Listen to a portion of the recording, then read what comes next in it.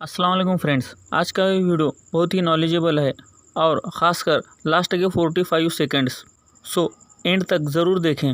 Plastic पर्यावरण के लिए सबसे ज़्यादा हानिकारक है। पूरी दुनिया प्लास्टिक के कचरे से परेशान है, इसीलिए हम सभी को प्लास्टिक का कम से कम इस्तेमाल करना चाहिए। हम सभी प्लास्टिक की बोतल में पानी, कोल्ड ड्रिंक इत्यादि का सेवन करते हैं और हम इन बोतलों का रीयूज़ भी करते हैं। लेकिन क्या हम ये जानते हैं कि कौन सी प्लास्टिक की बोतल को कब तक यूज़ करना चाहिए? इसकी जानकारी प्लास्टिक की बोतल पर ही होती है, लेकिन हम ध्यान नहीं देते। ज़्यादातर प्लास्टिक की बोतल के निचले हिस्से में ट्रायंगल होता है, जिसे त्रिभुज भी कहते हैं, और उस त्रिभुज में कुछ अंक होते हैं जो कोड का काम करते हैं। इसे रेजिन आइडेंटिफिकेशन कोड RIC कहते हैं। प्लास्टिक से बने हर सामान, फॉर एग्जांपल बॉटल, डिब्बे, चाहे जो हो, हर किसी पर यह निशान होता है। त्रिभुज का कोड प्लास्टिक की क्वालिटी और उसके उपयोग की जानकारी देता है। Society of the plastic industry इस कोड के जनक है। विभिन्न प्रकार के प्लास्टिक के लिए कोड की संख्या 1 से 7 तक होती है। 1 से लेकर 6 तक कोड किसी स्पेसिफिक प्लास्टिक पॉलीमर की पुष्टि करता है और कोड 7 एक जनरल कैटेगरी है। किसी प्लास्टिक पर 2, 4 और 5 में से कोई कोड है, वह प्लास्टिक अन्य प्लास्टिक के मुकाबले बेहतर है। फ्रेंड्स, तो चलिए बढ़ते हैं, इन 7 कोड के बारे में जानकारी लेते हैं। कोड नंबर 1 PET या PETE। इस प्लास्टिक का लंबे समय तक यूज़ करना हानिकारक है। PET का इस्तेमाल बेसिकली वाटर बॉटल या सॉफ्ट ड्रिंक बनाने के लिए किया जाता है। इन बॉटल्स को कुछ वक्त के लिए सेफ माना जा सकता है।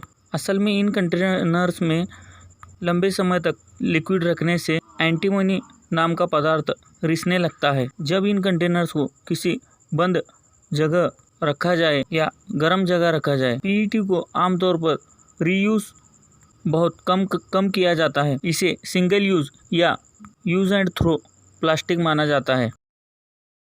Code number 2 HDPE। यह पॉलीथीन सबसे अधिक यूज़ किया जाने वाला प्लास्टिक पॉलीमर है। प्लास्टिक बैग, दूध के पॉकेट इत्यादि इसी से बनाए जाते हैं। आमतौर पर इसे रिसाइकल भी किया जाता है। कुछ शोध के मुताबिक सूरज की रोशनी से इस प्लास्टिक में हार्मोनल समस्याएं पैदा हो सकती हैं। Code number 3 PVC। यह सीधे तौर पर पाइप, प्लम्बिंग और अन्य ऐसे उद्देश्यों के लिए उपयोग में आते हैं। इस PVC वाले कोड में खाने का सामान रखना बहुत ही घातक, खतरनाक होता है। इसका इस्तेमाल ज़्यादातर खिलौने, शैम्पू की बोतल, माउथ वॉश की बोतलें, डिटर्जेंट और क्लीनर की बोतलें इत्यादि वस्तुएं बनाने के लिए किया जाता है। कोड नंबर 4 LDPE, जो कम घनत्व वाले पॉलीथीन से बने होते हैं। आमतौर पर खाद्य और दवा उत्पादनों की पैकेजिंग के निर्माण के लिए इस्तेमाल किया जाता है। इस तरह के प्लास्टिक में किसी चीज़ को स्टोर करने के लिए सबसे सुरक्षित माना जाता है, लेकिन इसे आमतौर पर रिसाइकल नहीं किया जाता।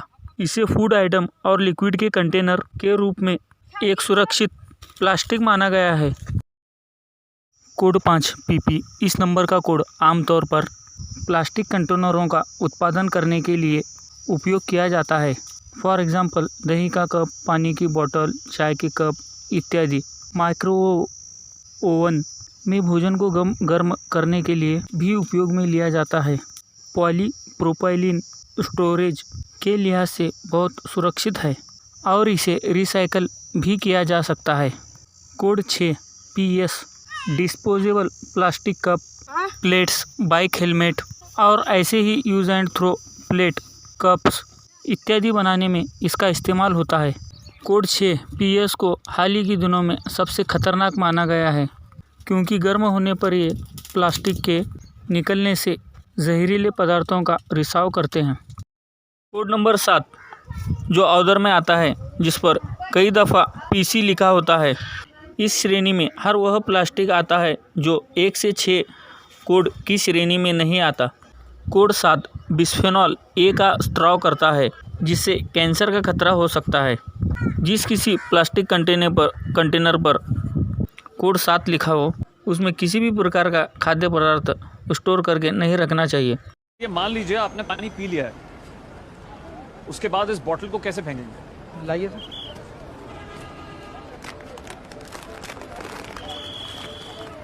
ऐसे ऐसे।